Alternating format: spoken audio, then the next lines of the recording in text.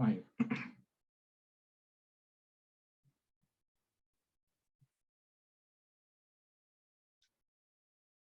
We start with some special properties of halogenoalkanes. First one is they are non-flammable, non-hydrocarbons. Non-flammable, non-hydrocarbons. Usually organic compounds catch fire, but halogenoalkanes are non-flammable. They do not catch fire. And also they are non-hydrocarbons because they don't have only carbon and hydrogen, they have halogen atoms also. And here we can see the general formula for halogenoalkane. CnH2n plus 1 X. X is a halogen atom. Now the general formula for halogenoalkanes containing two halogen atoms is therefore Cn H2n X2. Usually we discuss about general formula for one halogen containing compound. Now here I'm going to explain to you just at the beginning how we can make halogenoalkanes. We have done in the alkane lesson. If you take CH3, ethane. Ethane can react with chlorine, because I have shown chlorine added here, chlorine and UV radiation. We can get CH3, CH2Cl. The reaction will produce HCl molecule also. Think about alkane reactions. And in the last lesson,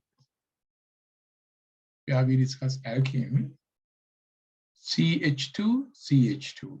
This compound also can go to CH3, CH2Cl if reacted with HCl. And then we can make halogenoalkanes from alcohols also. CH3, CH2, OH. For that, we have so many things to add. I mean, different reagents and conditions are there to make chloroalkane. One is we can use HCl. One. Or we can use PCl3. These things you will learn later. PCl3 and heat. PCl5 is SOCl2. You don't have to use everything. One, HCl, HCl gas actually. HClO, PCl3 heat O, PCl5O, SOCl2. Likewise, we can convert alcohols, alkanes, and alkenes into halogenoalkanes in this manner. It's better if you take down this. Two things have been discussed already. Only this CH3, CH2OH part has to be discussed. And then finish. See, the carbon atom where the halogen atom is attached to is called alpha carbon. We show the alpha carbon with this symbol alpha carbon. What is alpha carbon? It is a carbon to which halogen atom is attached. Now you should know that halogenoalkanes are falling into three categories: primary halogenoalkane, secondary halogenoalkane, and tertiary halogenoalkane. And this is happening depending on the nature of the alpha carbon. What is alpha carbon? I told alpha carbon is a carbon to which halogen atom is attached. There are three types of halogenoalkanes: primary halogenoalkanes, secondary halogenoalkanes, and tertiary halogenoalkane, depending on the nature of the alpha carbon atom. First, I will give you the diagrams of a primary, secondary, and tertiary halogenoalkane, and then we can go for the writing. However, now this is a halogenoalkane where there is a carbon atom to which a halogen atom is attached. Let me show it first. Carbon X. Carbon X. The carbon atom to which The halogen is attached, I said is alpha. So let me mark alpha here, alpha carbon, alpha carbon. I'll start with tertiary halogenoalkanes. For tertiary halogenoalkanes, you will see one R group, two R groups, and three R groups are attached. For secondary halogenoalkanes, we have two R groups attached and one hydrogen. For primary halogenoalkanes, we have one R group, two hydrogen atoms. You should be able to find out by looking at the structure of halogenoalkane whether it is a primary or secondary or tertiary, because chemical reactions vary according to this categorization. So we'll write something about primary halogenoalkanes. There are two hydrogen atoms, O1, alkyl group, attached to the alpha carbon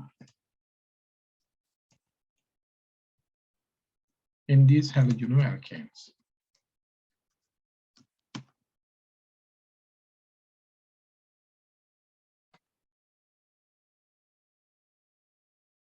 Based on this argument, I can explain the meaning of secondary halogenoalkane.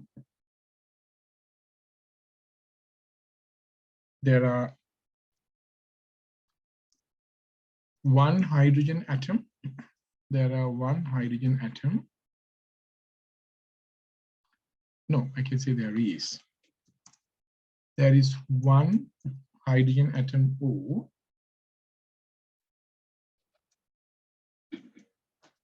two alkyl groups attached to the alpha carbon in these halogenoalkanes. Similarly, let me go to the third one.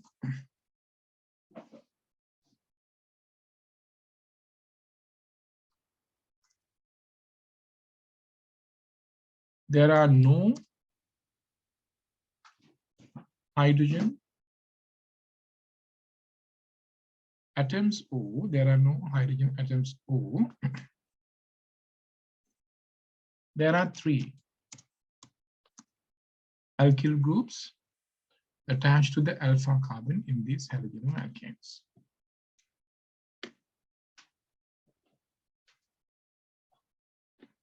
You can write somewhere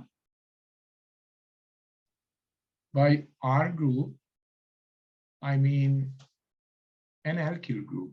R is an alkyl group.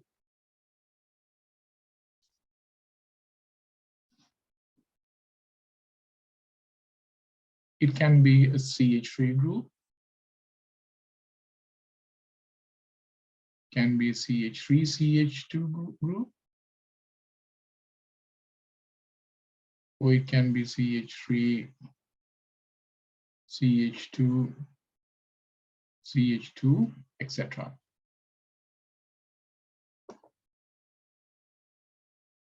Knowing whether a halogenoalkane is primary or secondary or tertiary is an important thing, because when it comes to reaction mechanisms of halogenoalkane, this information is very much needed. Okay. Afterwards, we go to Iupac naming of halogenoalkanes. I think I will not discuss about this because naming organic compound lesson has been done. So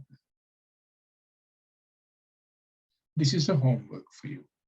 Please do this work. Draw different isomers for the halogenoalkanes with the molecular formula C4H9Cl. Tell me next time how many structures we can draw for this.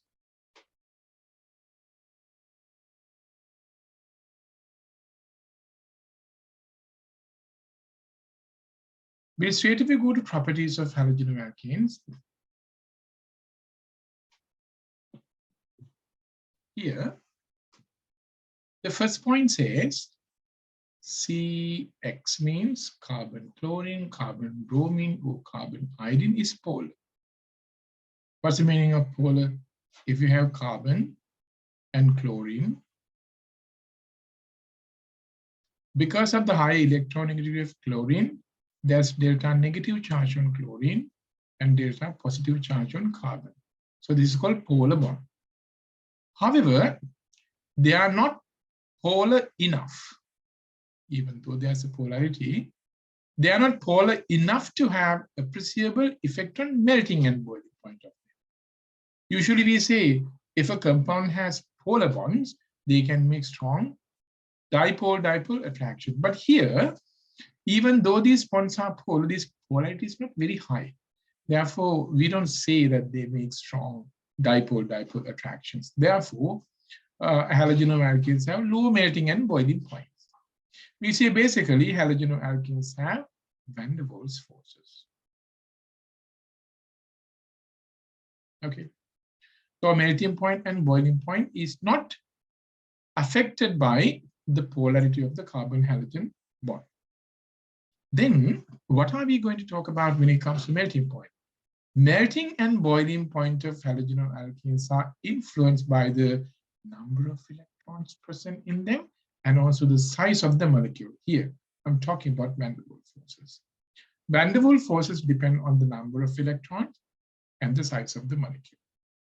If the size of molecule is high, if there are more electrons, then they can make stronger van der Waals forces.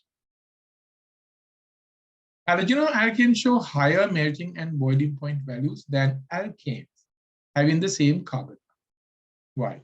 Because of the halogen atom, the molecule becomes big and there are more electrons. And then halogenoalkanes are usually water insoluble. Not usually, they are water insoluble. They don't dissolve in water. Why?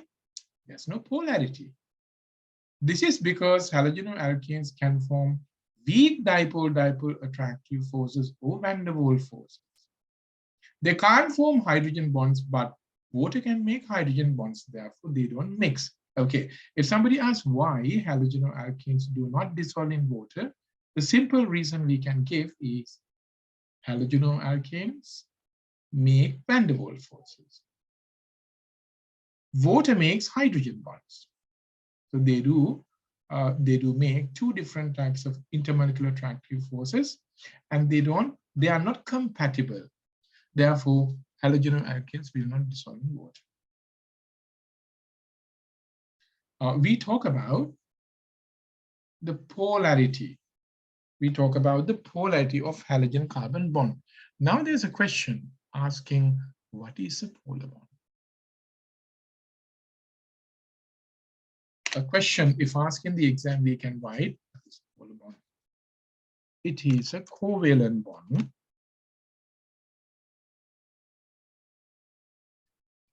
where the bond electrons are distributed asymmetrically, giving a charge difference.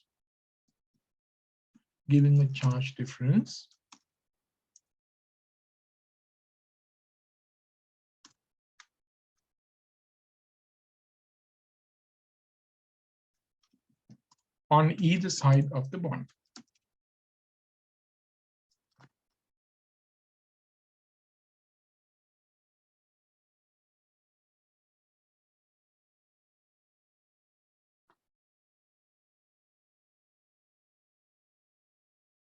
It is a covalent bond where the bond electrons are distributed asymmetrically, giving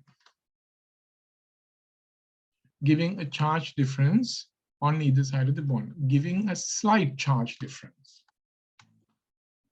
Slight charge difference on either side of the bond.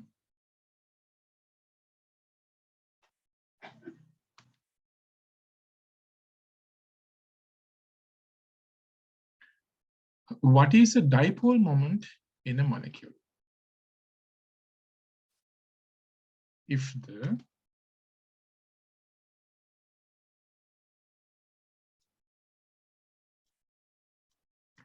individual dipoles of bonds, if the individual dipoles of bonds in a molecule, if the individual dipoles of bonds in a molecule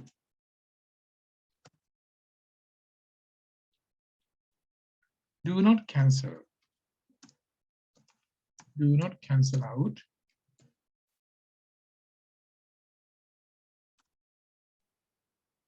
due to the symmetry, due to the symmetry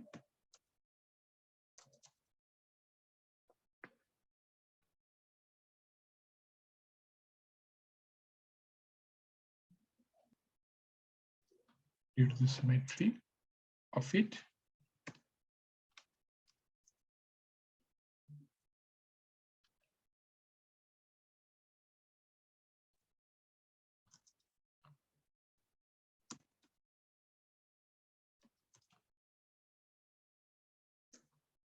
there's a dipole moment.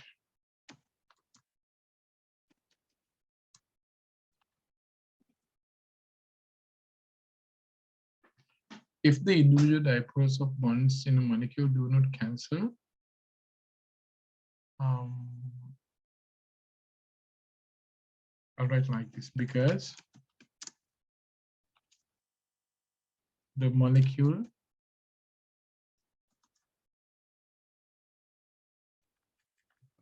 is symmetrical,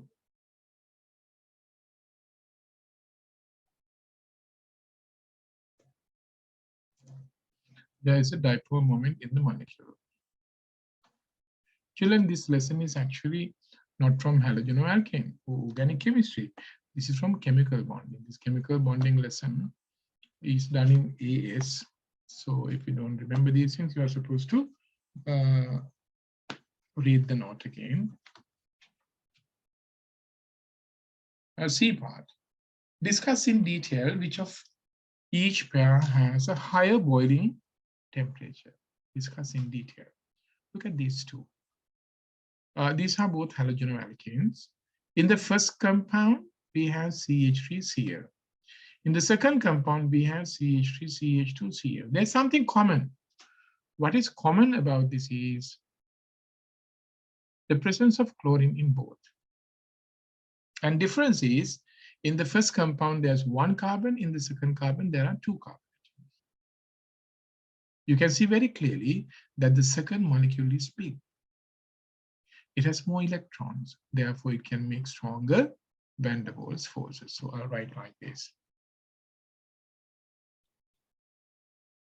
First compound is methyl chloride. Second compound is ethyl chloride.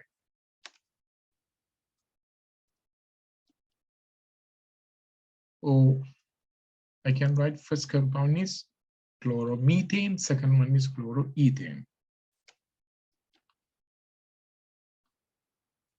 Chloroethane molecule is larger and has more electrons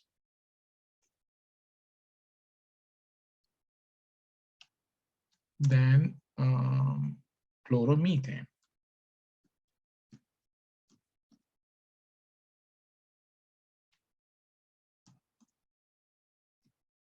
Hence, chloroethane can form strong van der Waals forces. Not strong, stronger van der Waals forces. Stronger van der Waals forces. And need more energy to break them.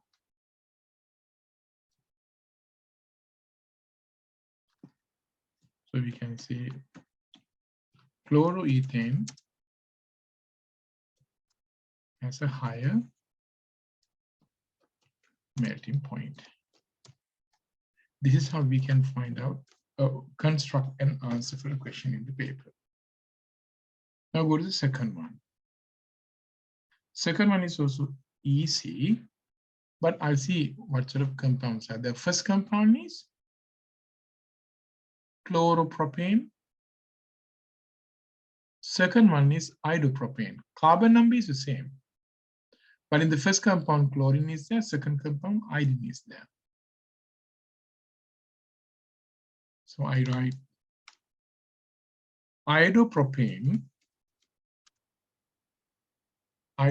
molecule is larger and has more electrons than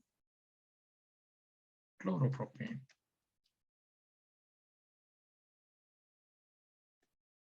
Hence,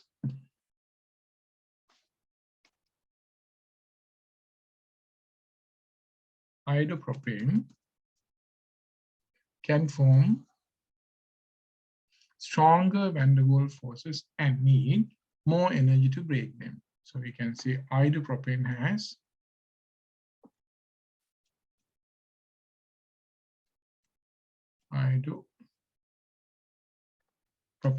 a higher melting point.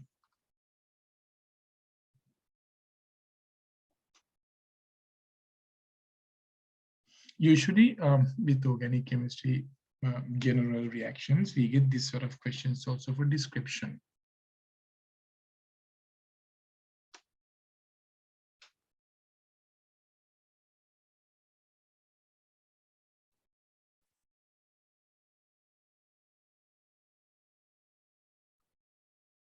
Okay, if you have understood this concept very well for halogenoalkanes, we finished this discussion about physical properties of halogenoalkanes, and then next thing to do is discussing chemical properties of halogenoalkanes.